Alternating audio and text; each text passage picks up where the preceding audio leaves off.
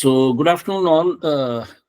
So this is probably the second session of this 14-day national level workshop on statistical methods in research using R. And I'm particularly thankful to Ikedas Gupta Center for Planning and Development, Vishwabharati, for inviting me once again in this workshop. So today we will be focusing on bibliometric analysis, which is one of the initial tasks in a researcher's life, because at the beginning of the research, if I consider the entire research process as a cycle, research cycle, so at the very beginning, my researcher is supposed to, ground his or her research, identified research problem on a very sound theoretical ground. And for that, the researcher needs a lot of pertinent literature, and to have an access to that particular literature, or to know where those literature really exist, and in what kind of a form they exist, in which databases they exist, and what are the kind of content those literature are having on a very prima facie, superficial level.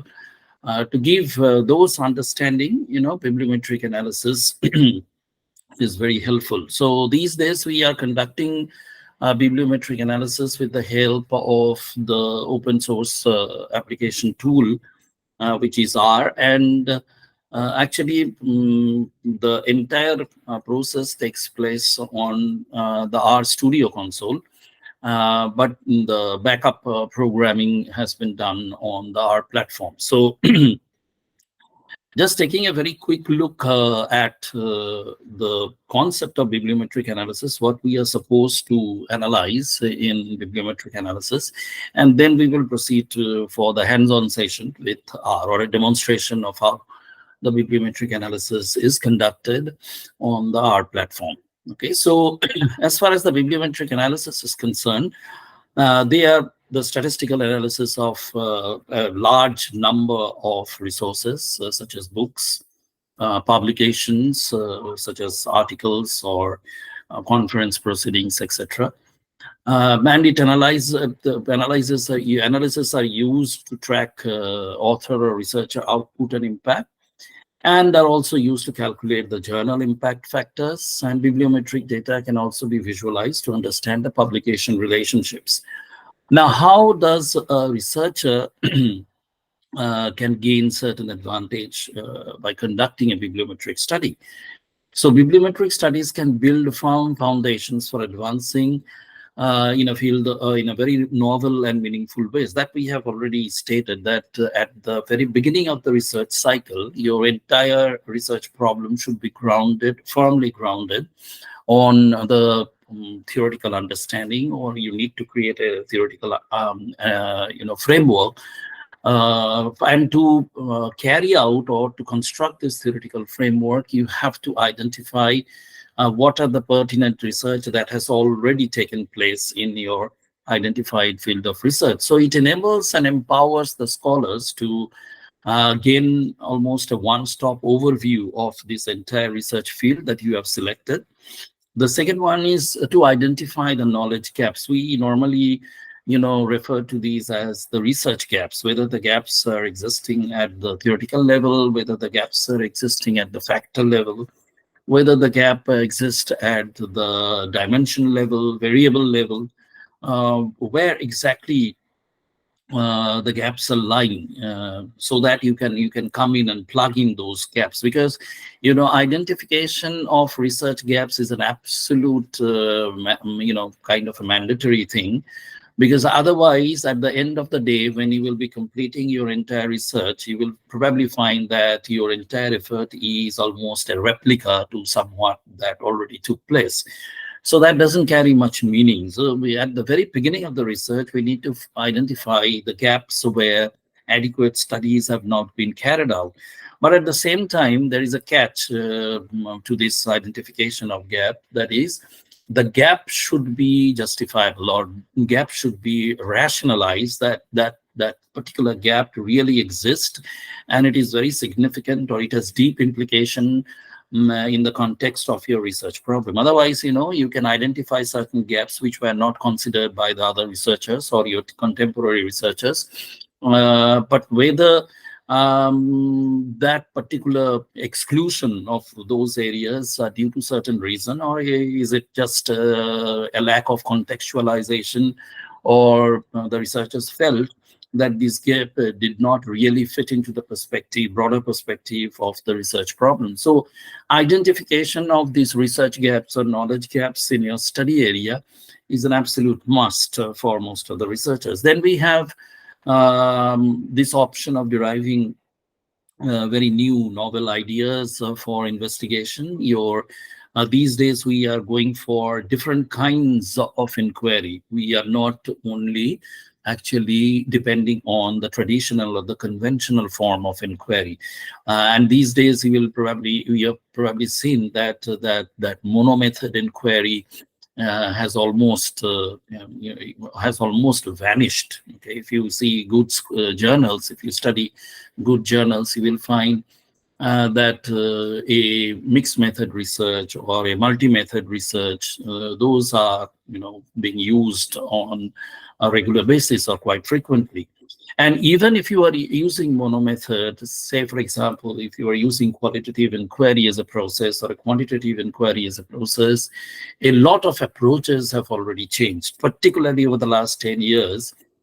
In the context of qualitative inquiry, a lot of approaches have been changed. So you need to find out certain novel approaches for the investigation, and bibliometric analysis can help you out with this, because it can provide you with a wide array of methodological and method operations that were already taken up, and you can find out that can you make a combination of all those methods, or what kind of method is more suitable for the research that you are thinking. And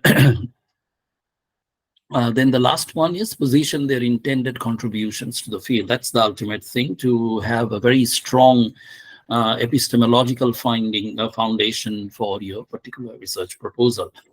Okay, so the bibliometric studies can help a researcher in identifying the research gaps, can identify a very unique kind of an investigation technique, and assist actually in identifying a very unique kind of investigation technique, and position their intended contributions to the field, in which area they are likely to contribute, and how it can actually add up to the extant body of knowledge. That's the whole objective of the research, that at the end, whether we have added something to the existing body of knowledge, whether we have contributed towards development of a new theory, or whether we have reinforced the new theory with certain new views, whether we have identified new working hypotheses which can be tested by the other researchers in future, etc. So you can contribute a whole lot in the field of research. So bibliometric studies is a kind of a navigational process which helps the researcher, navigate through this jungle of research that has already been done. So where exactly you'd like to place yourself in this particular jungle, so that you can breathe out and contribute something new, and that's basically the objective. Now, the bibliometric methodology, it encapsulates the application of quantitative techniques that is very much very much objective in nature. As a result of which, in bibliometric methodology, you will find a lot of frequency distribution, frequency computation, etc. are taking place, and application of the multivariate techniques, statistical processes are also taking place on this particular platform. So quantitative techniques, for example, in case of citation analysis or co-citation analysis or bibliographic coupling or the network analysis, okay, both semantic and automated networks, etc. Those are very quantitative techniques in nature.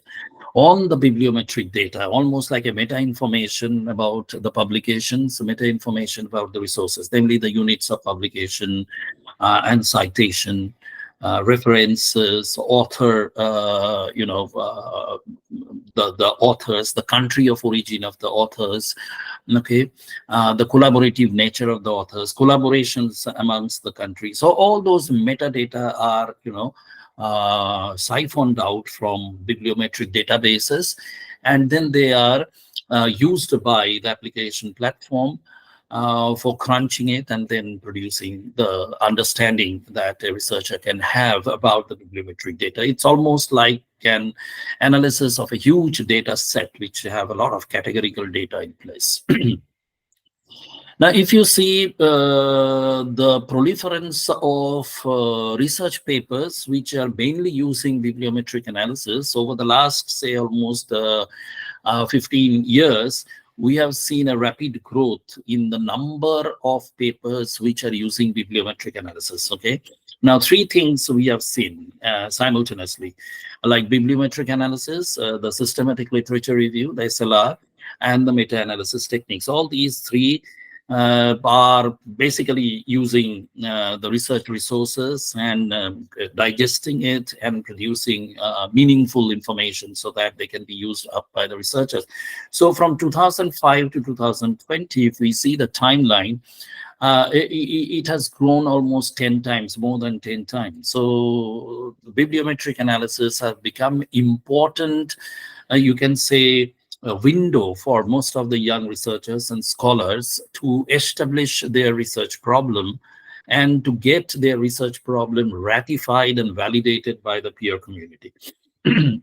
Now, I often, when we discuss with my scholars or scholars from other universities and institutions, often I have found, this was an approach some, say, 5 to 7 years or 8 years ago, that most of the publications that the scholars, research scholars, along with their supervisors, they intended to, come out with, mainly focuses on the data that they collect from the field or the data they collect from the labs, and then analyzing the data and fit it into the research perspective and bring out a particular publication. So it was very much, data oriented in the sense that it is very much post application or fixation of the methodology of the research, going to the field with a research instrument for collecting the data. And after collecting the data, analyzing and processing the data, and, focusing on the output.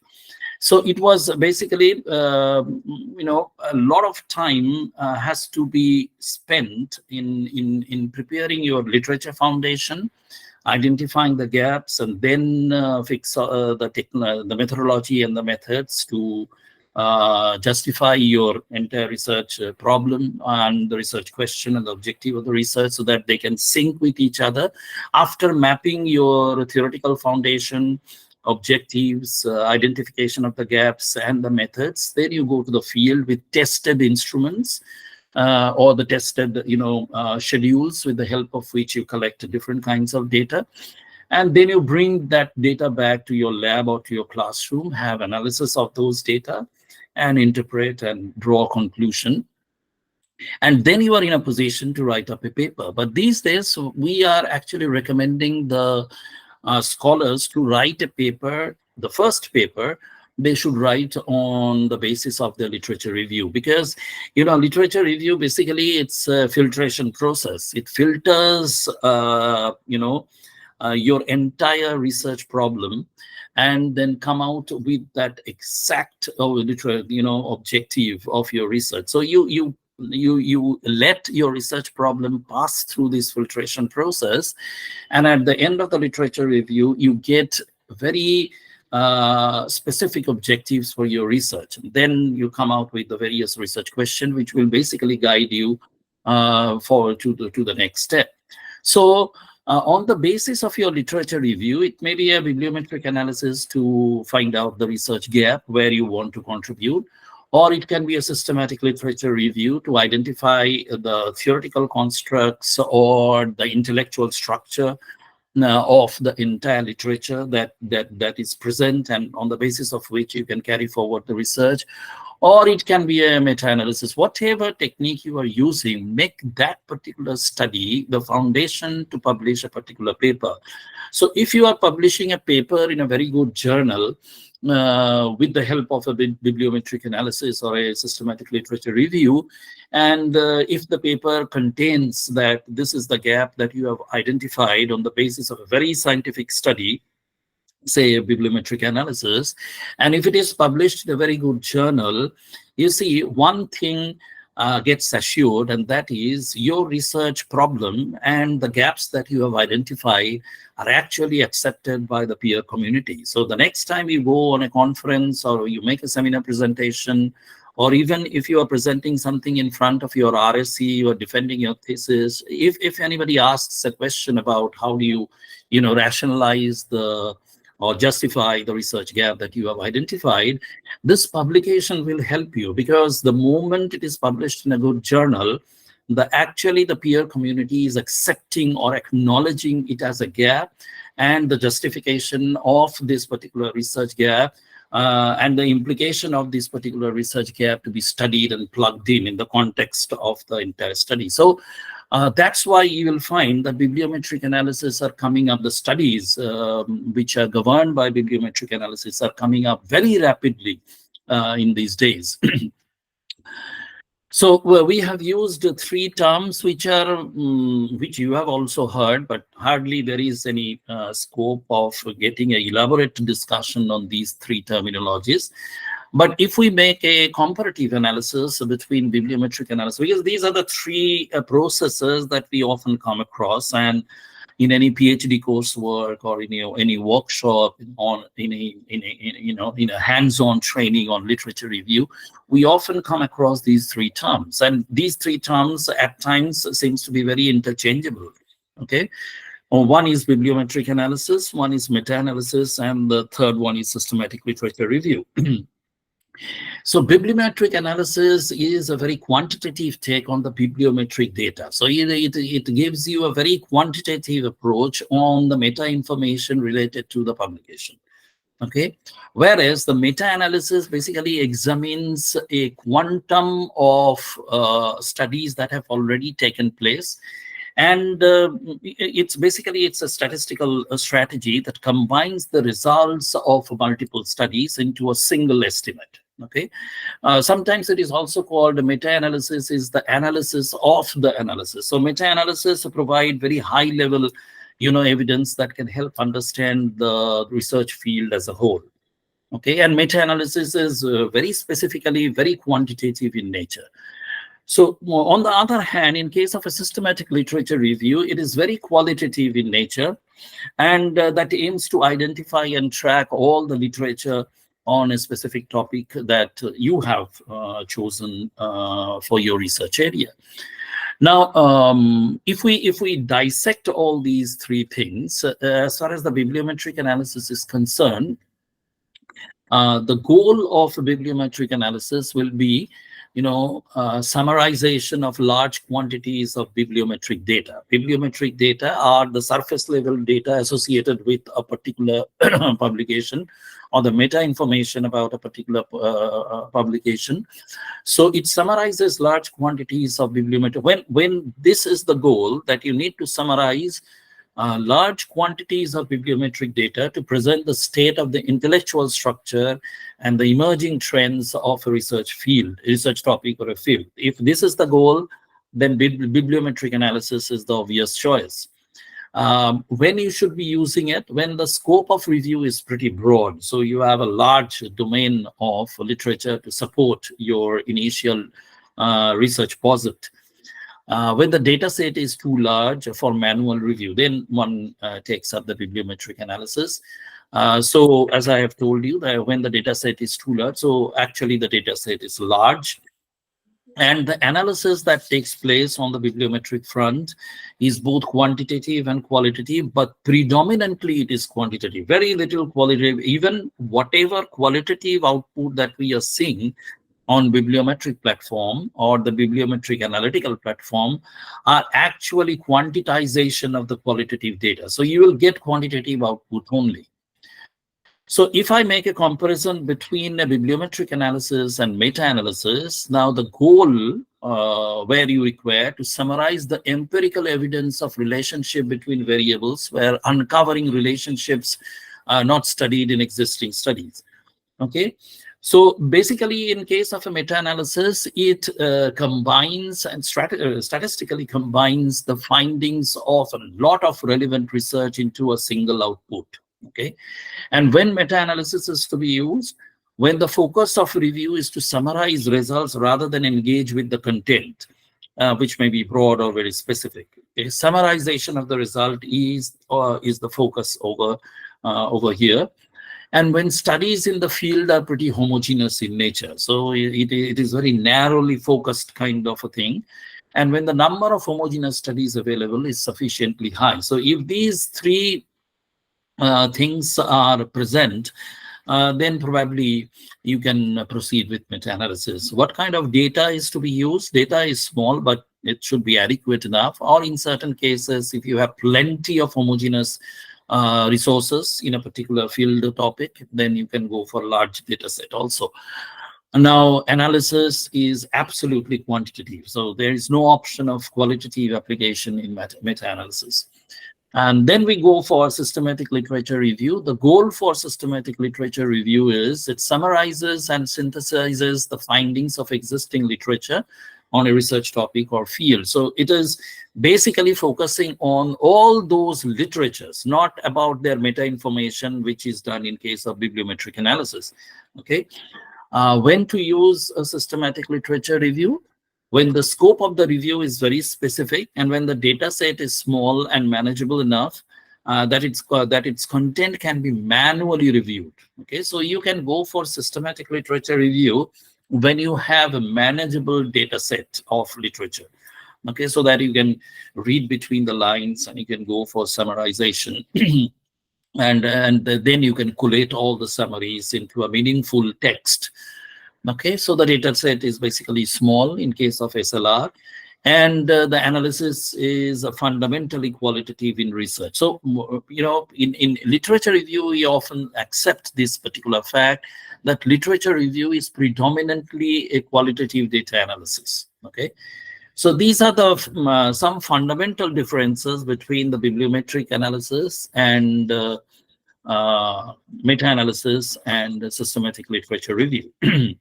Normally what we do in our research process, hardly we go for bibliometric analysis, because bibliometric analysis is a tool which has found which has been which is being used by the researchers of late only. If for the last, say, 5 years or 6 years, the proliferation of bibliometric analysis in the academic field of research, it has grown in stature. But this literature review process, we are using it as one of the fundamental tasks before proceeding with the methodological part. And in case of SLR, there is a standardized version of reporting comprising of certain checklists. It is called the PRISMA framework. The preferred reporting items for systematic literature and meta-analysis, the full form of PRISMA. In case of systematic literature review, there are 27 items checklist. So it is a very tedious, very painstaking job for a reviewer to go through all those papers or relevant publications in connection with your research problem, and then report across all those 27 checklists. Now, if you are writing a scope review, reviewing the scope of research, there is a PRISMA checklist of 22 items.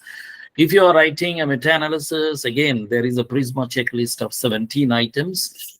So we have specific guidelines for reporting, specific guidelines to be considered for analyzing either on the bibliometric ground or on the SLR ground or on meta-analysis. Okay, but PRISMA, you will find a lot of papers have been published using these PRISMA guidelines. Okay, so this is happening nowadays, and a lot of researchers are using PRISMA for a very threadbare analysis of the relevant literature. Now, bibliometric techniques can be primarily bifurcated into two. The first one is called the main techniques. The main techniques again have two parts. One is the main techniques and the second one is the enhanced techniques. The main techniques has two parts. One is the performance analysis and the second one is the science mapping. The performance analysis is rather a very superficial analysis, mainly depends on the frequency distribution of all the information. Science mapping is much more logical, based on all the networks and linkages. And apart from the main techniques, we have enrichment techniques, a lot of enrichment techniques, which contains all the visualization processes, particularly based on the network analysis. Okay, so this is the entire picture of bibliometric techniques. So we have bibliometric techniques which can be bifurcated into main techniques. The main techniques takes up the performance analysis and the science mapping, whereas the enrichment techniques takes up the network analysis and all the visualizations are done through the enrichment techniques. Now, if we come to the performance analysis, we have the publication-related metrics, whereby we focus on the total publications. That means the number of total publications, number of contributing authors, number of sole authored publications, number of co-authored publications, number of active years of publication, productivity per active year of publication. So you see, all these are frequencies, all these are numbers. Okay. Then we come to the citation related metrics, the total citation count, the average citation count. These are the two citation related metrics that we use. Then we use the citation and publication related metrics like the collaboration index, the collaboration coefficient, number of cited publications, proportion of cited publications. We have citations per cited publication. We have the H index calculation. We have the G index, I index, etc. So these are the three major areas of performance analysis: publication-related metrics, citation-related metrics, and citation and publication both taken together, related metrics. And then we have the science mapping. So science mapping examines the relationship between the research constituents. The analysis pertains to the intellectual interactions and the structural connections among the research constituents. So science mapping, like for example, the citation analysis, which mainly focuses on the relationship among the publications and identifies the most influential publications. Okay, so basically what happens in citation analysis is, this is the basic technique for science mapping that operates under the assumption that citations reflect the intellectual structure or the intellectual linkages between the publications that are formed when one publication cites the other. Okay. So in the process, we basically try to find out which are the most influential publications, so based on the citation analysis. Then there is a process which is called the co-citation analysis. In case of co-citation analysis, we can say that this is a technique for science mapping, which works under the assumption that the publications which are cited together frequently are almost of similar in nature. As far as when we say they are similar in nature, we say that they are at least thematically similar in nature. So the analysis can be used to reveal the intellectual structure of the research field, and it can help us uncover the underlying themes also. So in the literature itself. So co-citation analysis is also very important. The third one, which is pretty important in this particular science mapping, is called the bibliographic coupling. Okay, so bibliographic coupling is another technique of under the science mapping, which works under the assumption that two publications sharing the common references are likely to have common content. Okay, so it basically refers to the relationship amongst the citing publications and the periodical or the present themes. Okay, and then we have the co-word analysis, which explores the future relationship among the topics, and it mainly focuses on the written content. That means on the word. And then we have the co-authorship analysis, social interaction, or we tend to develop the social structures, the social interactions or the relationships among the authors and the author affiliations. That means the institutional affiliations or the country affiliations.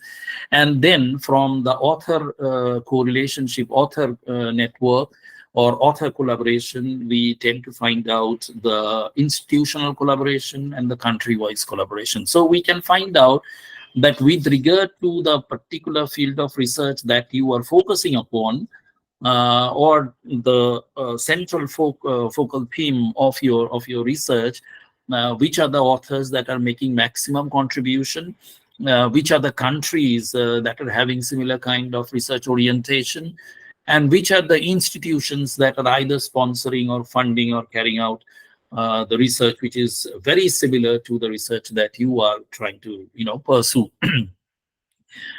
Then we have the enrichment techniques, basically the network analysis. We have the network metrics. A lot of network metrics are there, which are again very quantitative in nature. Like the first one is called the degree centrality. Then we have the betweenness centrality. These are all measures. Like, for example, in case of degree centrality, refers to the number of regional ties a research constitution has in a particular framework. For example, if an author in a co-authorship network has worked with 4 different authors, say author A has worked with, say, author B, C, D, and E, so the degree centrality for this particular author is 4. So this is one of the simplest way to find out the linkage, the significance of the linkage, author linkage. But in the later period, this particular degree centrality, for the normalization purpose, we have a weighted degree centrality, whereby, say, a particular author is working with 3 different authors, B, C, and D. Okay, say author A is working with author B, working with author C, and working with author D. So under the normal circumstances, the degree centrality for author A will be 3. But you see, the author A has published 2 papers with author B. Author A has published 1 paper with author C and 1 paper with author D. So the weighted degree centrality for author A will be 4. Okay, so that's for the normalization process for making comparison between the author networks. And then we have the betweenness centrality. Betweenness centrality refers to a node's ability. See, when there is a network, it is a combination of edges and nodes. Edges are the linkages, okay, which connects one particular node to another node. So in case of betweenness centrality, it refers to the node's ability to carry information between unconnected group members or unconnected group of nodes, okay, wherein each node, it represents a research constituent.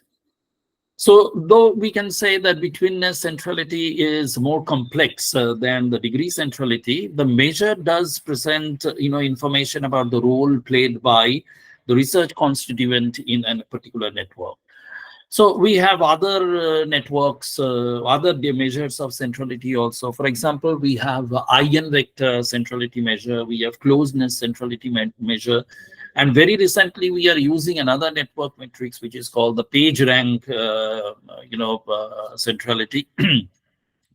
Like, for example, in case of eigenvector centrality is higher for nodes that are connected to other highly connected nodes. Okay, so all these, network metrics, it implies the significance of a particular network in the context of your research, and which network is having the most influence in that particular research field. Then we have the clustering process, and in the clustering process, we use all kind of statistical tools. We use EFA, the exploratory factor analysis. We use the hierarchical clustering process. We use the island algorithm. Mostly we use the Lowvian method. Particularly in BiblioShiny, you will find all the clustering of the themes are taking place on the base using the Lowvian method. Then we have the MDS technique also used for this clustering, which is the multidimensional scaling, and then simple algorithms are also used. Lastly, the visualization. You see, the first one that we will be working with is Bibliometrics R. So that is one open source that we have. We have another open source visualization tool, which is called BibExcel. We have a very popular tool called Jeffy. We use another open source tool for bibliometric analysis called Paget. Then there is another very popular tool, UCNet. We have another open source tool called VOS Viewer, although VOS Viewer is basically more of a visualization tool rather than the analytical tool. Then we have SciMat and Sci2. So these are all for visualization. But with the first one, that is Bibliometrics package, which can be operated on our platform, that is both an analytical tool as well as a visualization tool. And it's a very robust tool. Okay? The entire program is wrapped up with R. So bibliometric analysis using R and R Studio, there is an app which is integrated with this R platform, which is called BiblioShiny. BiblioShiny was a free web-based interface with our operative system. And to run this particular package, we need to download the bibliometric package from the R site, and then we need to install it as a library package on the R console, and then we can start use this BiblioShiny app. Now, BiblioShiny, as it is written over here, it's a web-based interface. So it's a browser-based operation system that you will. So R will run at the background, and the entire commanding or the coding will be taking place on the R Studio console. But the entire bibliometric operation will take place on a browser-based application, which is the BiblioShiny. Now, the steps that we normally follow while using a BiblioShiny is, the first one is the collection of the data. And for collecting the data, we go for the databases. The databases which are supported by BiblioShiny are Web of Science, Scopus, Dimensions, Lens.org, PubMed, and Cochrane Library. Unfortunately, Google Scholar is not supported over here. In any case, Google Scholar is a very weak bibliometric database. It doesn't provide a lot of information when it comes to bibliometric analysis. So these are the few databases from which data can be streamed in and uploaded on BiblioShiny app for conducting the bibliometric analysis. Now, there are many scholars, there are many higher education institutions which do not have direct access to Web of Science database. They do not have access to Scopus database or PubMed database, which are three, very large databases. So for them, I always recommend Dimensions.ai. Dimensions.ai is a free database, and you can register yourself on Dimensions.ai. You can apply all the filters that are available on the Scopus platform, and you can, stream in the bibliometric data, and you can use it in BiblioShiny. So BiblioShiny is actually compatible with these databases: WOS, Scopus, Dimensions, Lens. You can try Lens.org also, PubMed, and Cochrane Library. PubMed basically is used by those people who are in the biomedical field or bioinformatics field. The publication in those areas are pretty prominent in the PubMed databases. So the first step of bibliometric research using the BiblioShiny app is collection of the data. And then comes data importing on the BiblioShiny platform. In the data section, we go for the raw file import, and then we proceed for the data analysis and visualization. So we have several sections for data analysis and visualization. We have the data set observation.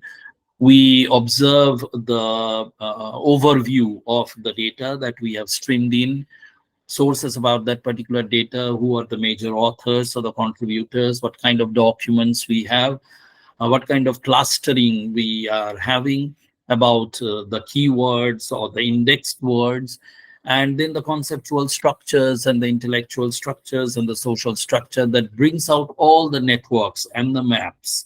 Okay, so author collaboration, country collaboration, institutional collaboration, then the perceptual maps, the trend maps, the topic trends, the word clouds, the tree maps, etc. So this is in nutshell how the BiblioShiny, how the bibliometric operation is done on the BiblioShiny app. So now let's operate with BiblioShiny. Okay, so I will be using both. Let me just give you one demo of this dimensions.ai, because I will be using data from both Scopus and Dimensions, so that you can use both. If you have access to Scopus, it's well and good. If you do not have access to Scopus, there is nothing to be worried about. So you can go to dimensions.ai. This is one of the research database. You can create your free account over here.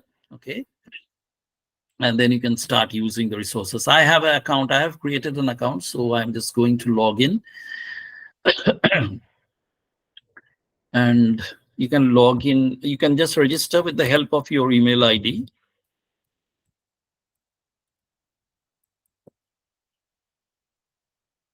And one thing for dimensions.ai is it is not as robust as Scopus or Web of Science in terms of having the most relevant journal paper. But what the site claims that almost 85 to 90% of the papers that are present on the Scopus database or Web of Science are actually available on dimensions.ai. And over the years, they're actually adding up, and they are almost catching up with Scopus. Okay, so this is the initial interface of dimensions.ai.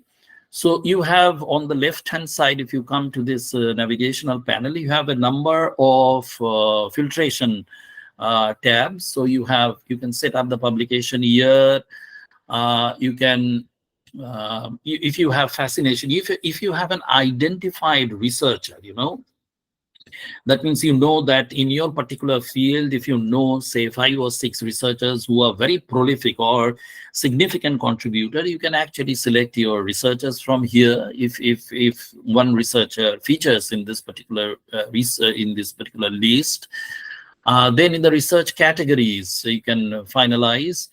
Publication type, are you only focusing on articles, or you are also focusing on book chapters or conference proceedings? If you want to also consider the preprint version of the journal papers or monograph or edited book, so you can actually filter for publication type. Then for the source title, you can filter from here, from which particular area you want to have, which particular source area. You have the Lancet and the Nature, so you can fix it up from here also. Then you have a list of journal. If you know that this particular journal hosts research paper which is connected to my research topic, then you can identify and finalize a journal list.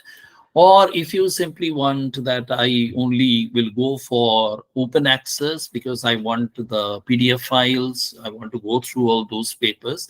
Because if you are going for the encrypted forms or the closed ones, in most of the cases, you will end up with the abstract of those literature. And unfortunately, what will happen that if you do not have subscription to those journal databases, it will be very difficult to download the full paper. So in case of most of the scholars that we have seen, that the open access is used. Even in case of Scopus, you will have this same filtration process. So for example, if we are using, say, 23, 22, 21, and 20, say for the last 4 years, I want to have these 4 publication years, and then I'm clicking limit to. You see, there is a tab over here, limit to. If I'm clicking this tab, this will be customized, and this will be only focusing on data using these 4 years. So I'm just clicking limit to. So it will have only these 4 years. You see, only these 4 years will be selected. Now, if I just give a search term, say, for example, I'm just randomly searching for certain topic, say, for example, social entrepreneurship. So I'm going for this particular topic. I'm giving it a search. So for those 4 years, I have almost like 2,85,058 publications. So let me apply some more filters. Say, for example, I will only stick with open access. So it comes down to 1,44,000. So I'm just limiting it to open access only. Okay, so let me apply another filter, like for example, say publication type. I will only be using articles. So it further comes down to 1,10,931. So you limit to that, but still it's a pretty, sizable number of bibliometric information that you are supposed to get. Okay, 1,10,930, because I have used a pretty generic term for searching, isn't it? Social entrepreneurship is a pretty broad term. When you will be searching, you will be using a lot of Boolean joinders, isn't it? And you want to make this search term as specific as possible. So you can fix up terminologies like social entrepreneurship and gender equity, or social entrepreneurship and gender equality, or social entrepreneurship and women empowerment and gender equality. So you can use a number of Boolean joinders so that your search term becomes very specific, and thereby you can filter out a lot of bibliometric information which are not actually relevant to your field. So over here, I have used a pretty broad term, as a result of which the number of publications, even after applying, say, these filters, are pretty high. So if I am, say, for example, if I am selecting 2 years only, let me see to what extent. It will be still 31,350 and 30,000. It will be still almost 61,000 if I'm using it. Say, I'm limiting to these 2 only. Somehow it is taking up like 10. I do not know. Probably it should have been set at the beginning.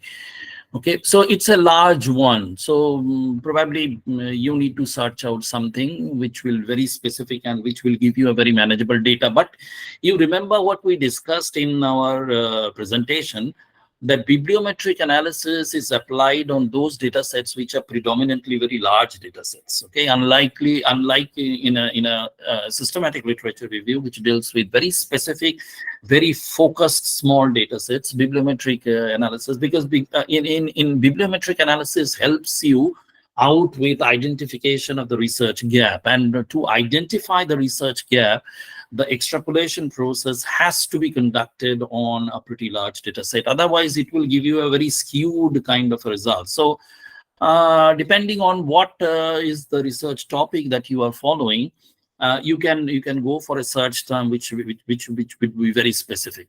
Now, once you say, for example, you are good with this 1,10,000 odd bibliometric information, then what you need to do here, over here, you see there are 2 options. So one is called save, and the second one is called export. So you click on export. Okay, so after clicking the export results. Now, I'm just sharing this piece of information with you. This in BiblioShiny app, if you are fetching data from Scopus, the import should be made in BibTeX format. And let me repeat it. If you are fetching data, bibliometric information from Scopus database, the export should be done in .bibtex format. If you are, streaming data from Web of Science platform, it should be in text format, RIS format. If you are exporting data from dimensions.ai, it should be in CSV format, the comma separated value format. So be very careful about these export structures. So the data that the bibliometric information or the bibliometric data that you will be exporting, various databases which are compatible with BiblioShiny, they have various requirement of the data formats. For Scopus, it is BibTeX. For Web of Science, it is .ris. For dimensions.ai, it will be this particular file format, .csv. So after selecting this export full record, we are just clicking on this export. Now, where to find this export? Okay, so you go to your own this ID at the right hand side top corner of this particular page, and you click your ID. You will find there is a tab which is called Export Center. So you click this Export Center and you will find that it is ready to be downloaded. This is social entrepreneurship in CSV format, so you can download, and your download will be downloaded as a zip file. So you can use this particular, you can extract this particular zip file. If I open this zip file, probably you will see, yes, this CSV file is already present, and you can directly, take up this file on the BiblioShiny platform. So this is one of the ways with the help of which you can stream in bibliometric data if you do not have access to Scopus. Okay, now those who are having access to Scopus, now I will be entering into the Scopus database. Okay, so I'm entering here in the Scopus database. So Scopus have two different kind of searches. One is the basic search, and the second one is the advanced search. Probably I'm already logged in. Yeah. So if you have the institutional subscription for Scopus, you log in through your institutional subscription, and then you have this particular option called document search. Okay, now you have this advanced document search, but I will be staying with my basic document search only. And one of the wonderful things about Scopus is it gives you option to search within. So from where you want to search, you want to search only for authors or first author or source title. You have a number of options from where to search, where to limit your search. So I'm going to click this. I'm searching for article title, abstract, keywords, and authors. And then I want to place a search term. Again, I am giving the same search term, say social entrepreneurship. Oh, okay, now search. So once this particular search takes place, let me see, 19,323 documents were found. Now let me just reduce it. I can reduce over here. So if I am applying certain over here, say from 2020, I'm going for 2023. So I'm limiting myself to that number for only 4 years. So it has come down to 8,107. Okay, so I shall be restricting myself in social science field only. Out of these subjects, so many subject areas are there, I should be restricting myself in social science. So I'm limiting myself to social science.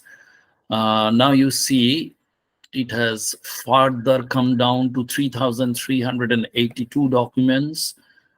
I will be only focusing on journal articles. So it further comes down to 2,713 documents. And say, for example, I will be only focusing on English language. I'm again limiting it to that. It is further reducing by some number, probably 2,400 something. Yeah, 2400. Let me just select another thing. Let me just stay with open access, all open access. You see, from 19,000, if I apply filter and make my search very specific, although I have used a pretty broad term for searching, it is 1,237 documents. Can I further, reduce it? Source type, say, for example, only journal, and it comes down to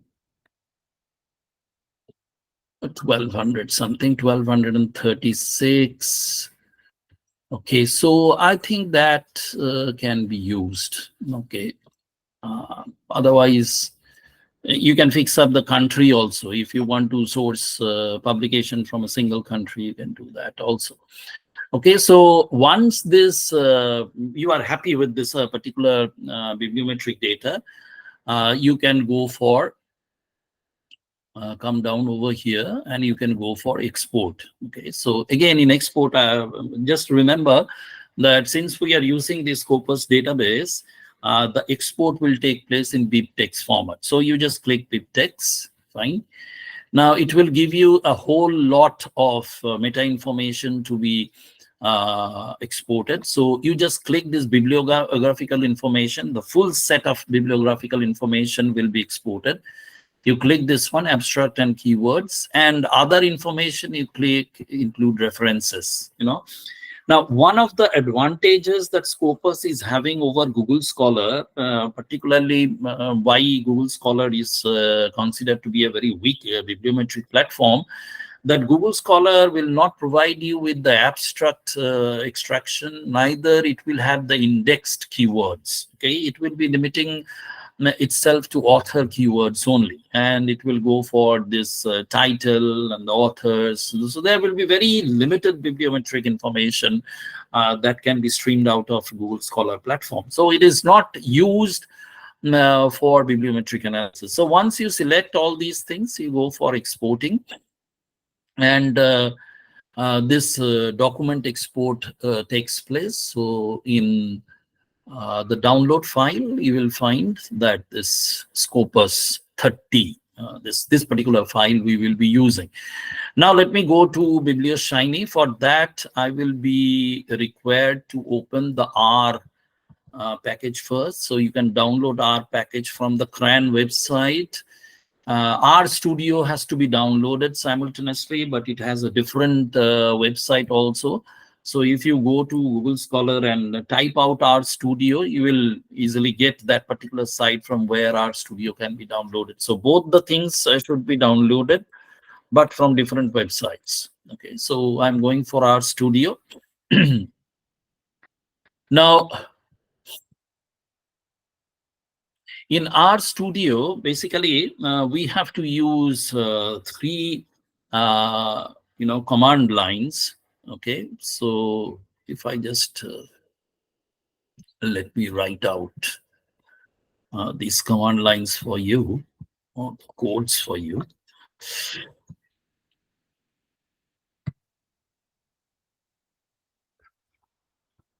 Okay, so the first thing that you need to do is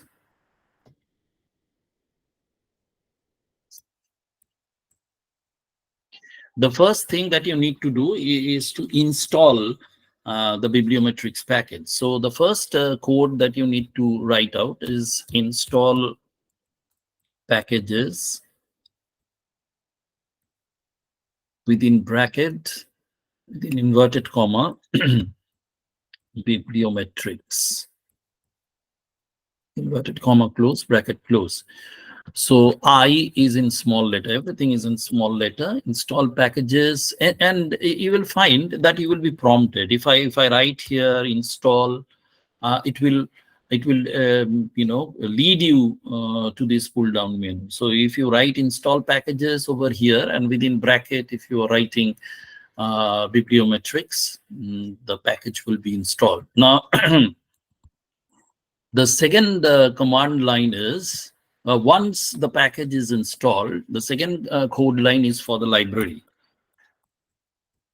This is the second code line. So in library, within a bracket bibliometrics, but make sure that this time the inverted commas are not present. Okay, this is the second code. Once the installation is done of bibliometrics package, then you are actually retrieving bibliometrics package from the library with a command library within bracket bibliometrics, but bibliometrics is not within any inverted comma. So since I have already installed bibliometrics over here, so I will go to library. So you see this library command is there, and bibliometrics. Okay, so bring the cursor outside the bracket and give enter. So it will now just access the bibliometric package from the library. So the last command that you need to give is this one, which is called biblioshiny. Biblioshiny, and start your bracket and end your bracket. B will be in small letter, and after the bracket you just press enter. So if we go to the R console, you write biblio, and then you will have this prompt, biblioshiny. Bring your cursor outside this particular bracket and press enter. Now, I told you that biblioshiny is a web-based application tool, okay, for bibliometric analysis. So once I press enter, this is the RStudio console. It will take me to the web browser where the biblioshiny app will be opened. Okay, so biblioshiny, you place your cursor outside the bracket and just press enter. Okay, now you see this browser has opened, the web browser has opened, and the entire biblioshiny app will be loaded on this particular web browser. Okay, so we'll be waiting for this before the app gets loaded.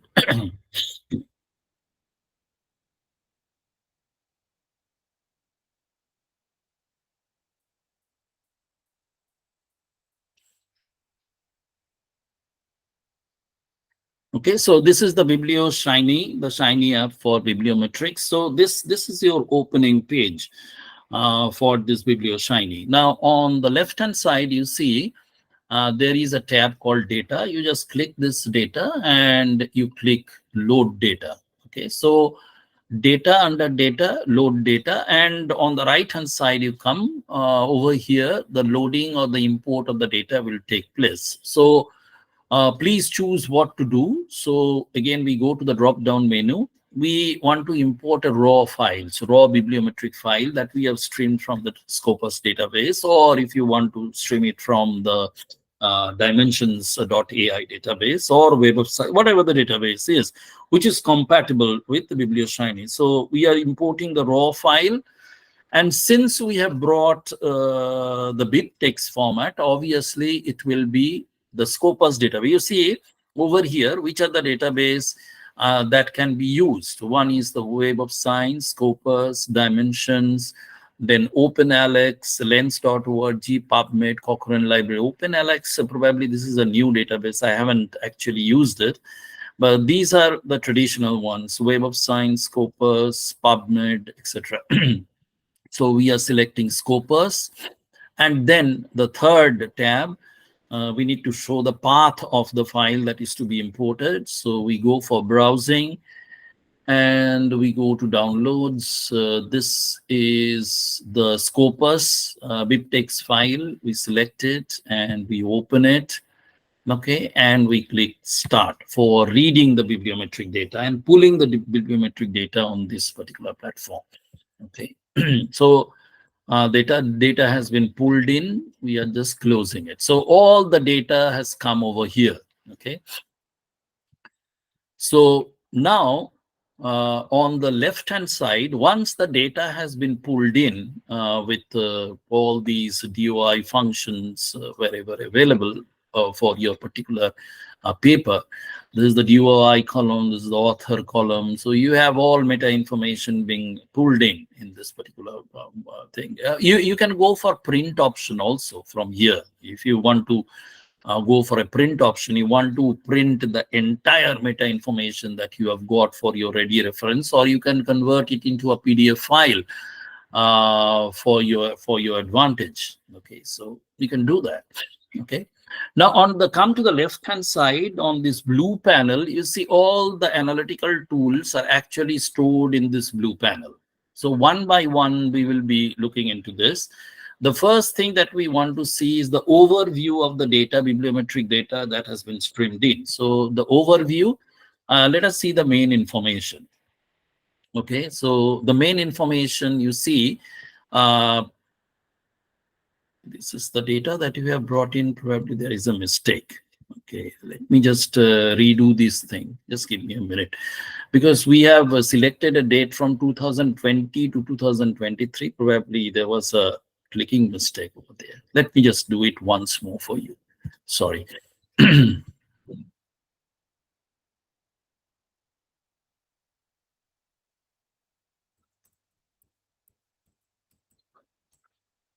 We will be following the same process, so just bear with me.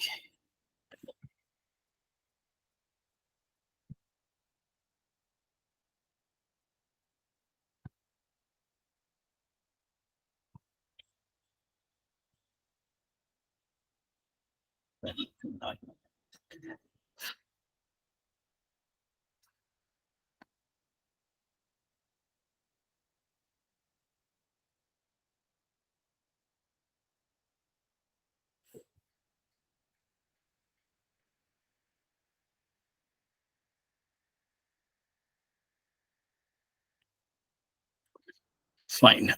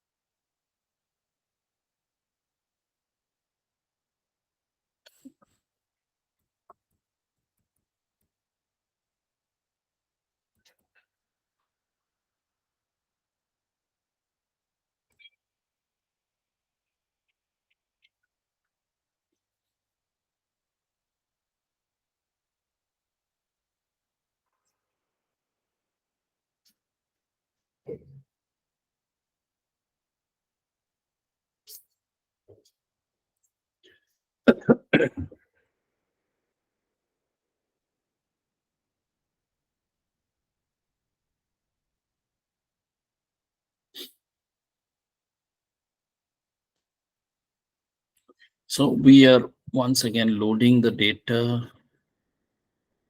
as a raw import from Scopus.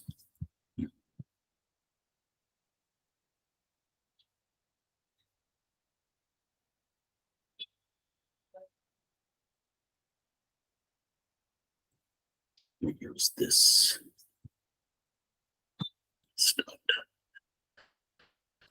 So the conversion of the raw data into bibliometric input is taking place. So once this is done, you can close it.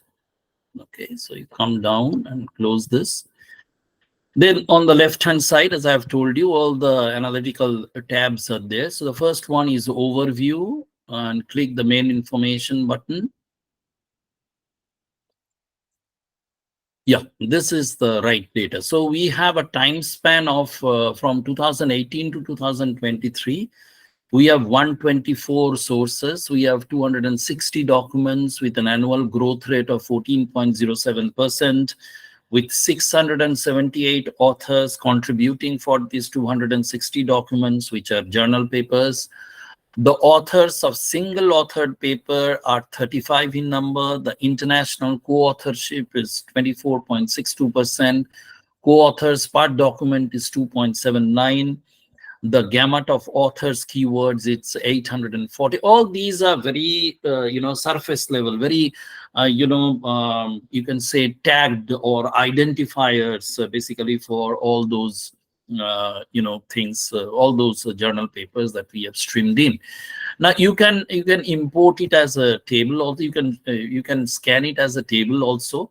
Okay, and if you want, because this is one of the information, if you want to write a bibliometric analysis paper, journal paper using bibliometric analysis, this particular information has to be included in your paper. Okay, the main information. It gives you a detail of the time span. It gives you details of the sources, so the number of documents, and every details. Okay, the keyword plus the author's keywords, everything, every detail. Okay, so you can actually save it as an Excel. The recommendation is obviously to save it as an Excel so that you can later on include in your journal paper, or if you want to include in your thesis, you can do that also. Okay, so this is the overview, the initial set of information that we get. Then the next tab of overview is annual scientific production. Annual scientific production will give you certain idea about how this particular these articles focusing on this particular research topic. That means we have actually this search term called social entrepreneurship. So how articles on this particular research topic has progressed over the years. So it has a nice progression. If I see, this is the graphical representation, but if I see the table representation also, you will find in 2018 there were 29 articles, in 2019 30, 2020 it jumped on to 46, 2021 to 53, it came down in 2022 46, it again pulled up to 56. So this is the annual scientific production, giving you a certain idea that in your research field how the papers have been published over the last, say, 5 years. Then you can go for average citations per year. You can go for a 3-field plot also.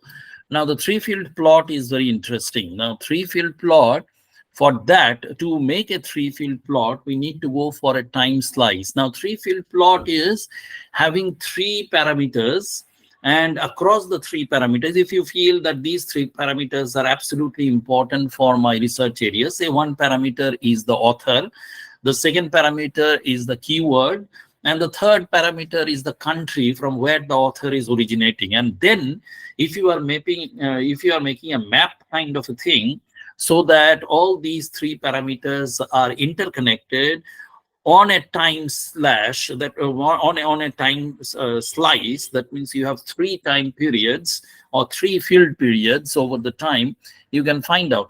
Or rather, in a 3-field plot, we are actually identifying, say, for example, 3 fields. One is, say, over here, you can specify the field. On the extreme right-hand side corner, you find this particular editing tab. So you click it. Over here, say, for example, these parameters can be set. Say, in the middle field, we will be having, say, keywords. On the left-hand side field, we will be having, say, countries. And on the right field, we will be having the authors. Fine. Now, number of items, you can actually, you can take it up or you can bring it down. So it's 20 by default. I am just leaving it like that only.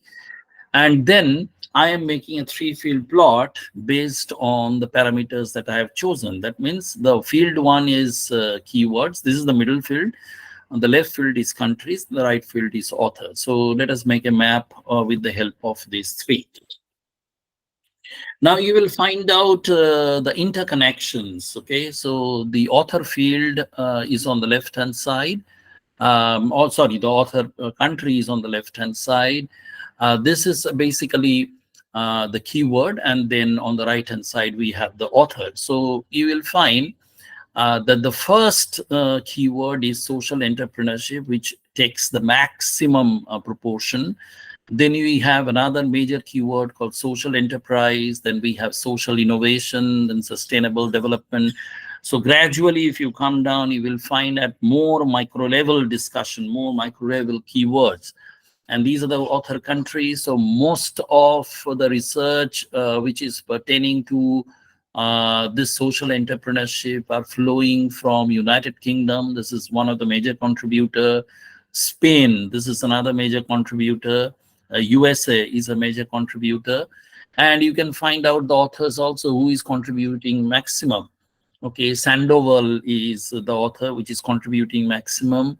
Then Vasquez Para is another author. So in a three-field plot, you can identify the major three parameters that you want to focus on for bibliometric analysis. The keywords, that means the keywords are very essential. Authors' keywords are very essential because you will have a preliminary idea about the variables for your particular research topic, and which are the major contributing authors. For in the second phase of the search of your literature, you can focus on these authors only, and the country from major from where these major research work are coming out. So you can download this picture by using this particular button. If you click this, you see export the picture as a PNG. So if you want to append this picture in your journal paper or your thesis, you can do that. So this gives us a three-field plot as an overview. Then we are coming to the next analytical tab, which is called the sources.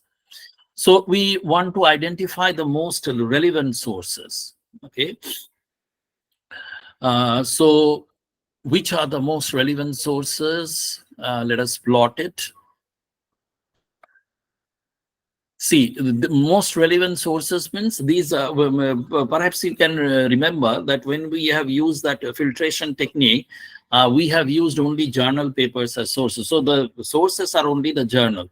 So the first journal, which is very prominent, contributing almost 65 papers, is the journal which is published from Switzerland. The name of the journal is Sustainability. Then we have Journal of Social Entrepreneurship, Journal of Business Ethics. Then we have Volantas. We have other journals. As you come down the list, the number of publication gradually lowers down. So you see, it makes your subsequent search very easy. Now you know all those journals which are very relevant for your particular research topic. So if you want to search your research topic, you need to either access sustainability, issues of sustainability, issue of Journal of Social Entrepreneurship, Journal of Business Ethics, all these journals. Okay, so you can export this in tabular format also, or you can export these in the form of a plot. And we have, there are three bibliometric laws. One is called the Bradford's law, which shows that the gamut of citations or references, it progresses in a geometrical pattern.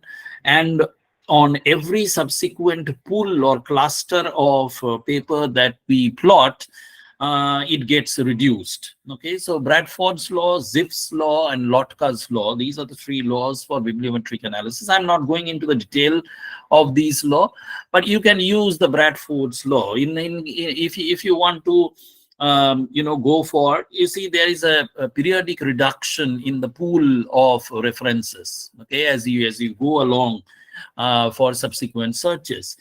So if you are using this in your thesis, it's fine, but normally this particular reporting is not done in a research paper. So you can come to this particular table to understand what this law stands for. Say number one journal we have identified as sustainability. There are 65 paper, and the cumulative frequency is also 65. And then the Journal of Social Entrepreneurship containing 16 papers, so there is a cumulative frequency of 81. So the first four journals, it ensures a cumulative frequency of 101. So the first 100 papers are shared across the four major journals which are in your particular field. Okay, so Bradford's law. Then come the sources, local impact. So we can plot this also.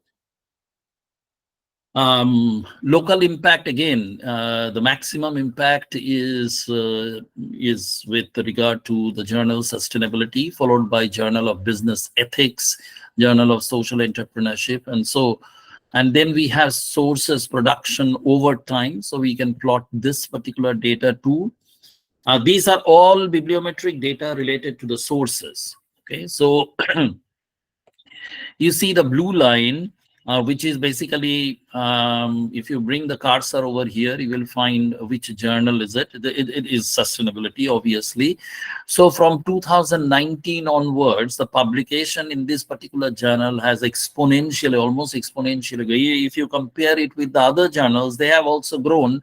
But look at how sustainability has taken up. So with regard to your research topic, perhaps this particular journal is absolutely essential. Then we come to the third set of bibliometric data, which talks about the authors. So the first one is the most relevant author in the context of your study. So again, we are going for the plotting, and you can see this particular distribution in terms of maximum contribution. To understand it properly, you can see the tabular view. So Cruz Sandoval, there are 4 articles. Then we have, actually we have 3 authors who are contributing 4 articles or 4 papers. Then we have 2 more authors contributing 3 papers. So these are the most relevant author. Then let us check on the author's production over time. So how the authors have, so most recently who are operating, you see, Sandoval is operating since 2022. So this Sandoval and Drencheva and Vasquez Para, these are the 3 authors who are making significant contribution post 2022. So they are the very contemporary authors who are contributing in your field. Then we can check out on the author's local impact also. That gives you certain idea about the citations of these particular author.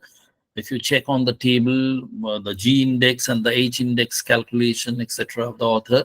And again, Sandoval and Drencheva and Vasquez Para, the first 3 authors having H index 3 with G index 4. Okay, so these are all about the authors which you want to bring in. And then comes the affiliations, most relevant affiliations. So that means from where these author or with which institutes these authors are related to or attached with. So Institute for the Future Education, Duke University, Transylvania University, etc., etc. So you can get a certain idea about the affiliation of the authors. Affiliation production over time, that means how these institutes have contributed in your particular research area over time. That can also be identified. And which institute is making maximum contribution. Like, for example, this particular green line, which is the Vrije University Amsterdam, is making a quite significant, contribution in this field, and it has grown in stature probably during 2019. Okay, then we after affiliation, we can check on the countries, corresponding authors' countries, how from which country the authors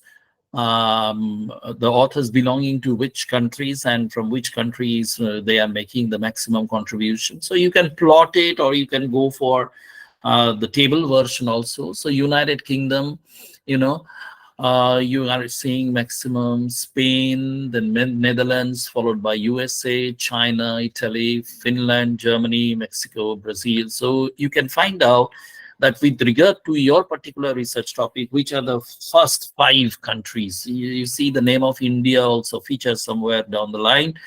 So you now you have certain idea. If you bring in this cursor over here, the number of documents from India is 3. So it is also, you now have some idea that, okay, you have the peer group which is working in your research area also. So country scientific production, you can also have this one, the country's scientific production and country's production over time. So you can deal in with a lot of data. It is not mandatory that you will be going for all the data or all the reporting, but depending on what you want to achieve through bibliometric analysis, if you want to achieve, if you want to understand the research gap, then probably you need to go for a certain specific data reporting or specific output reporting, or if you want to achieve a certain, brief, you could say, understanding about where you actually stand in terms of your research objectives and research problem and the gaps that you have already identified, then it will again change your outlook, and it will just lead you to which data you can actually bring in and place it in your research paper or in the thesis. Now, one particular area that needs to be reported, particularly because of its visualization, is this document segment. So if I click this document segment, you will find a lot of visualization can be done. Say, for example, the word cloud. The word cloud basically gives you a comprehensive understanding about which are the major keywords. So if I change this, say for example, you can change it to authors keywords. If I give it this option, that keyword plus means it is a combination of authors keywords plus the index keywords. Okay, in case of authors keywords, the number of keyword is very limited, because when you are writing a journal paper, you always know that the number of authors keywords is maximum 5 to 6. But if we are including the index keywords also, the keywords which will identify the type of the research paper or the content of the research paper, and if I add up the author's keywords with the index keywords, then we will get a corpus of keyword which is known as keyword plus. But if I say limit myself to author's keyword, and if I increase the number of keywords to 100, then see this graph again slightly changes. Okay, so normally we go for, say, relatively small number of keywords, so that the absolutely vital keywords or absolutely vital factors or some identifiable variables we can come out with. So we can form the word cloud, and we can also go for the tree map based on the same selection. So tree map will again give you the major, words or the major themes that have been discussed in all these papers.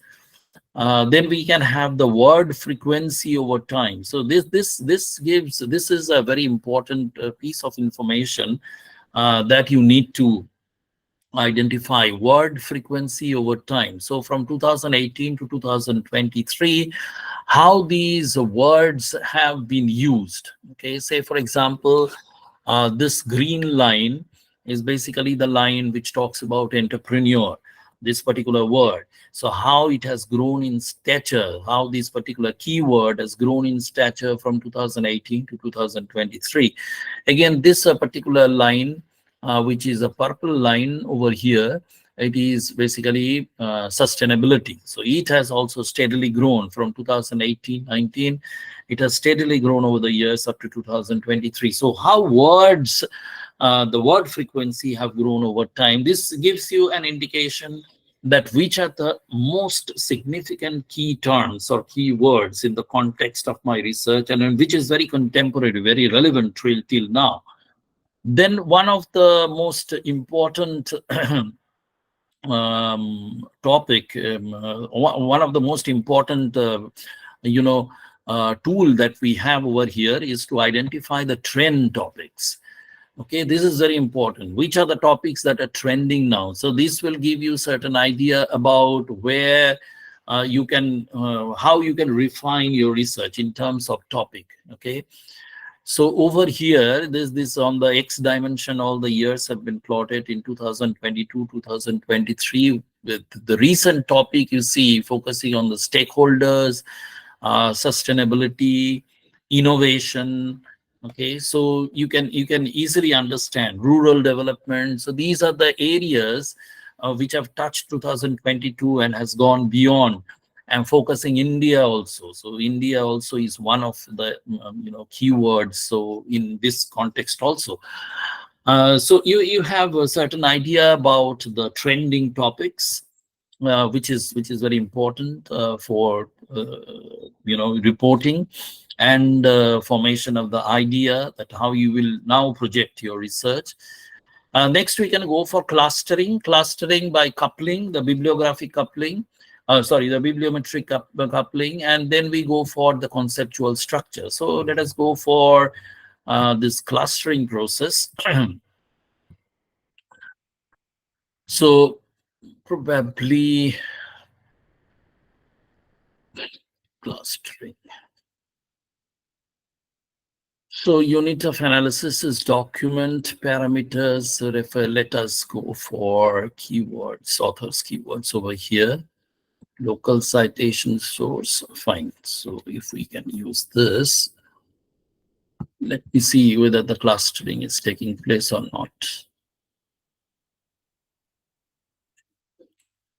So we are using this authors keyword for clustering, and then we can, if this particular operation is taking place smoothly, then we can identify the clusters based on the authors keywords also. So clusters will give you certain idea about the thematic, evolution of certain thematic or certain patterns based on similarity of the keywords that has been clustered. Okay, this particular operation takes certain time, so let us see. No, it has failed. So probably the clustering operation is not done. Basically, there might be certain problem with the data itself. Okay, so let us see the conceptual structure, the co-occurrence network. This can be done.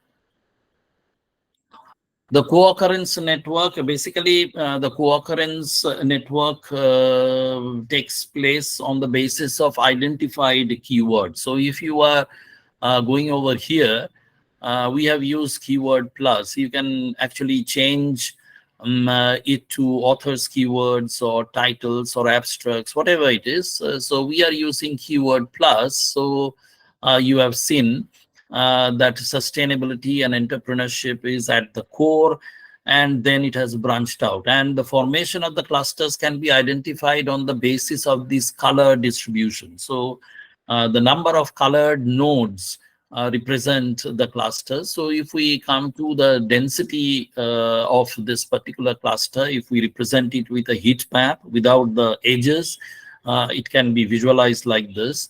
If we are going for the table, you see, this is the betweenness centrality, this is the page rank, this is the closeness. Okay, so all these things that we have already taken up. Then we have the degree plot also. Okay, so this is the degree plot across the nodes. Okay, so the number of nodes and number of key terms across the nodes. So entrepreneur, and then sustainability, innovation, sustainable development, social impact, 1, 2, 3, 4, 5. These are on a very high, the majority of the clustering has taken place based on these 5 keywords. Okay, then we have a thematic map also. We identify this thematic map, which is again a very useful tool. So the thematic map is a 4-quadrant distribution. So on the y-axis, you see the development of the themes, the density plotting, and on the x-axis, we are plotting the relevance, degree of relevance on the basis of the centrality measure. So if you see these 4 quadrants, on the left-hand side top quadrant, these are the niche themes. Niche themes means themes which are very focal in nature, very specialized area. Like we are only focusing on urban development, or focusing on a very particular phenomena like financial crisis, or focusing on a particular geographical area. On the left-hand side, bottom quadrant, we have the emerging themes. So these are the emerging themes, like, for example, economic and social effects. We have marketing, we have detection method, the farming system, etc. And these are the motor themes that we have. On the right-hand side, top quadrant, we have rural development and social entrepreneurship. Actually, with regard to the motor themes, we are mainly focusing our entire concentration on the motor themes. Okay, so the thematic map, basically we are plotting to identify which are the areas that have been plotted in the motor themes rather than on the emerging or on the niche or on the basic theme. Basic theme is, we have identified a particular search term, that is the social entrepreneurship. So entrepreneurship basically remains the basic theme, but how it has elevated to this motor theme is most important to identify. So these are the themes which are very contemporary in nature. And as a researcher, when I will be doing research, or when I am focusing on a research topic like social entrepreneurship, what are the specific area of social entrepreneurship that can be understood from here? If you have I have substantially, you can say I have substantially reduced the number of documents by applying multiple filters. But had the number of document is substantially large, then in the motor thematic area, probably you would have seen much populated themes for your consideration. But still here you have seen rural development as a theme, then human entrepreneurship as a fundamental theme, sustainability as a theme, innovation as a particular theme, then economic analysis as a particular thing. So you can identify themes from this particular area also. Then you can go for thematic evolution also, how this evolution has taken place over time. So over time, when we are going for thematic evolution, we can go for this time slicing. We can slice up the time. So we can set up from here. Say we will be using, say, authors' keywords for this understanding of the thematic evolution. Okay, and then say the number of cutting points, let us cut the point at 3. Okay, so there will be 3 time zone. The first cutting year is 2020, the second cutting year is 2021, and the third cutting year is 2022. So we are trying to understand the thematic evolution based on the author's keywords, and we are using 3 time slices. Okay, you can increase the time slices also. Since I have taken a very short span of time, I am using only 2 or only 3. So just clicking it. So we need to see how the themes have changed, or how the themes have evolved over specific periods. So I have 3 time slices. So across these 3 time slices, we need to examine how this evolution has taken place. So this is 2018 to 2020, then 21 basically to 22, then 22 to 23. Okay, so if we come over here, social entrepreneurship has been studied in 2018 to 2020, and between 2021 2022, you see social entrepreneurship has been studied, but other areas have also started to make their presence felt with regard to social entrepreneurship. Initially in 2018 to 2020, you see the other area or analogous areas are not that much, although we had an example of social capital. But over here, you see in 2022 onwards, this innovation issue, then this educational innovation, social innovation in 2023. These are the changes that we see. So from social entrepreneurship to social innovation, this is a thematic evolution in this short span of time. So had my, the tenure of collection of bibliometric data had been large, say, for example, 2005 to 2023, over a period of 18 years, I could have seen more and more thematic changes over a period of 5 slices, 5 or 6 time slices. Okay, so that is one. Then factorial analysis is another very important analysis that will give you certain idea about the major word distribution across four quadrants. Okay, we see a very grid view of the word distribution. Okay, so which are the words which are gradually emerging, which are the words which are most popular. So you can see the topic dendrogram also from here. So actually, when we see this topic dendrogram, how certain topics have emerged out of those keywords. So we can also observe these words by cluster.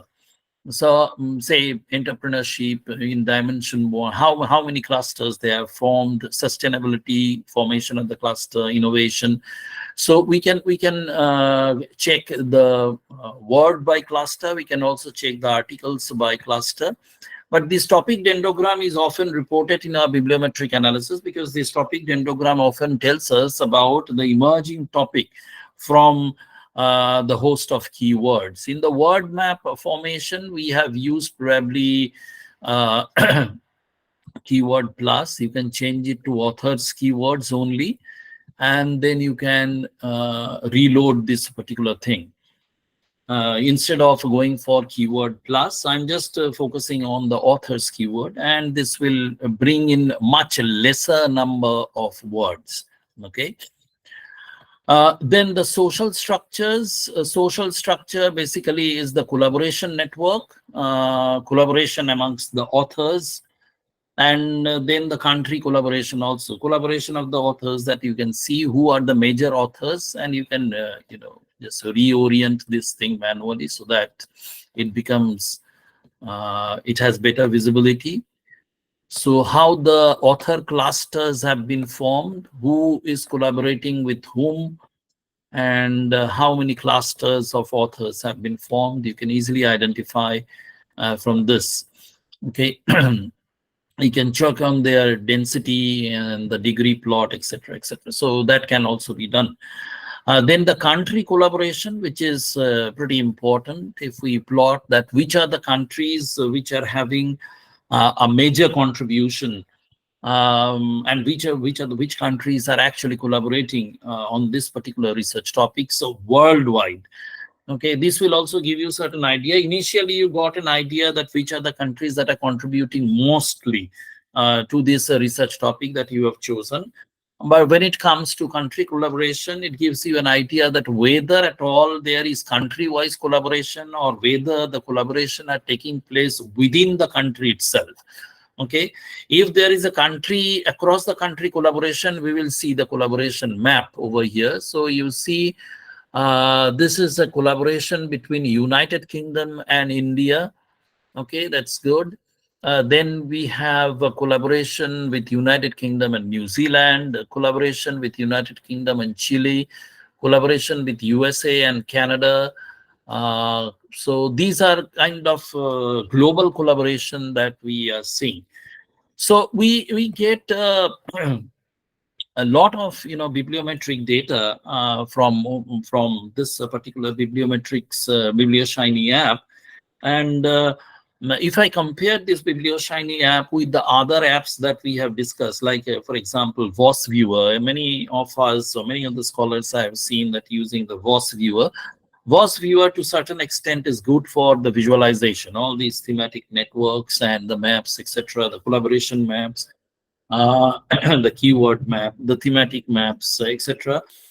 They can be generated to certain extent. But when it comes to very elaborative representation of all the parameters related to your bibliometric data, perhaps BiblioShiny is one of the most robust application, which brings out all the components of the bibliometric data. And really, if you ask me which are the things that are to be reported, I have shown you the entire gamut of things that BiblioShiny can produce as an output. But you need to study the books on bibliometric analysis to identify how the reporting of the bibliometric analysis can be done, and which are the parameters or which are the components that that are needed to be focused.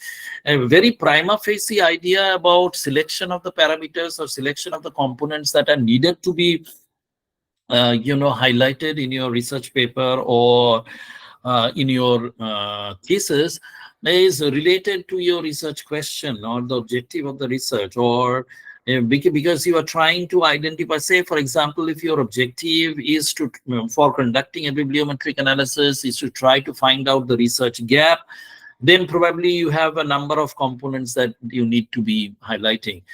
Your objective of conducting a bibliometric analysis is to identify how the themes have evolved over the years. Then probably you need to identify the topic trends and the word trends and the thematic evolution over time. These are the certain things that you need to highlight.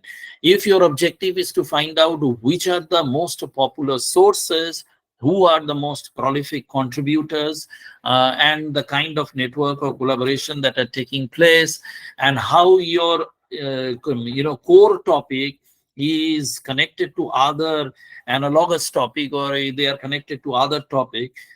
For that, if that is your objective, to find out all these connected areas, then you need to report certain other components. So it really depends on with what objective you are carrying out this bibliometric analysis. Now, another thing before I forget,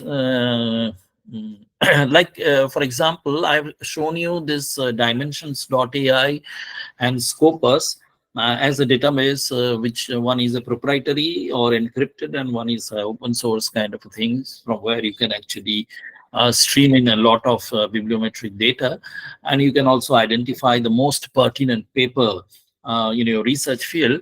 Another important open source tool that we are using today, which is basically using the artificial intelligence kind of support system in deciding certain networks.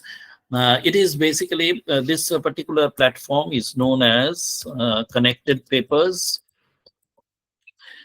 Connected Papers, this particular site is actually used for exploring the academic inputs or the literature inputs. So in Connected Papers, if you are in a position to find out one particular paper which you feel is the most important paper in your field, then you need to find out which are the other papers that are directly connected with this particular paper. This makes search very scientific, and this makes search very effective. Otherwise, I have seen scholars spending a lot of time in searching papers, in searching relevant literature materials, and they're spending a lot of time. They're basically wasting time, wasting their efforts also.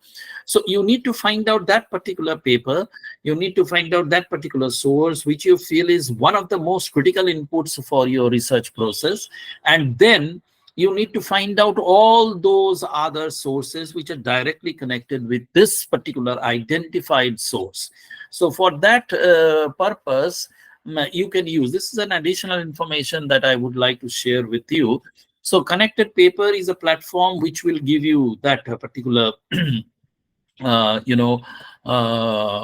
that particular advantage. So you can register over here in this particular platform and say, I'm using the same search term, say social entrepreneurship.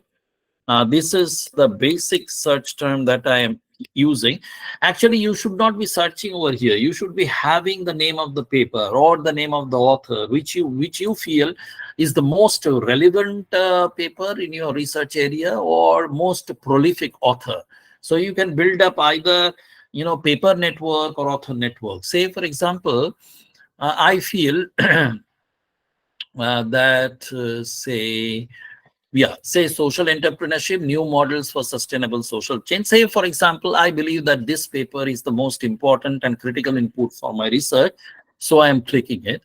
And as soon as I am clicking it, you see, it builds up a network of papers around it. So at the very center, I will be having my own paper. Okay. And then in the peripheral area, you will find a number of papers which are directly connected to my paper, the paper that I have identified. And these papers are listed on the left-hand side panel over here, and you have the years and all that. So if I'm clicking on to a particular paper, I will be having these papers over here. So say, for example, social entrepreneurship research, a source of explanation, prediction, etc. This is a paper written by Meyer and Marty in 2006. Now, if I click this paper, say, for example, and then if I want to know that with how many papers this particular paper is connected, see this social entrepreneurship research, a source of explanation, prediction, and delight. So if I want to find out, if I make this paper as the central paper or the hub, then how many spokes can be there? Okay, so I need to click this open graph, and then you will find, okay, so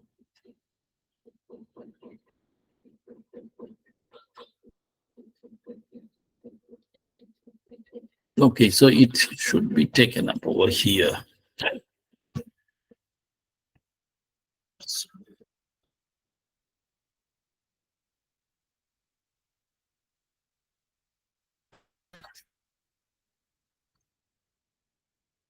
Okay, so it is probably I have been logged out or what. Anyway, you can paste the name of the paper over here. Say social entrepreneurship. I forgot the name of the paper. That was a research or something like this one. Mhm.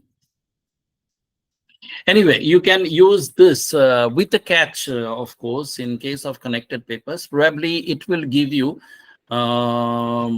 since this is not a totally open source kind of a thing, it will give you 15 searches in a particular month. I think for a scholar, 15 search is enough to find out a core paper or the most important paper and the network paper. So if we go beyond 15 searches, probably over the last 1 month, I have given so many lectures and I have shown this particular platform. I have crossed that 15 usage mark. So I have been prompted to that particular area. But for a particular scholar, this is good. Another area that you can use is that is also developed on the basis of R coding. Another browser-based integration, which you can use for bibliometric and thematic analysis, is called the Leximancer. Leximancer has, it's again a proprietary kind of platform. But Leximancer has one advantage. It has a 30-day trial period with full facilities. That means there is no restricted facilities during the trial period.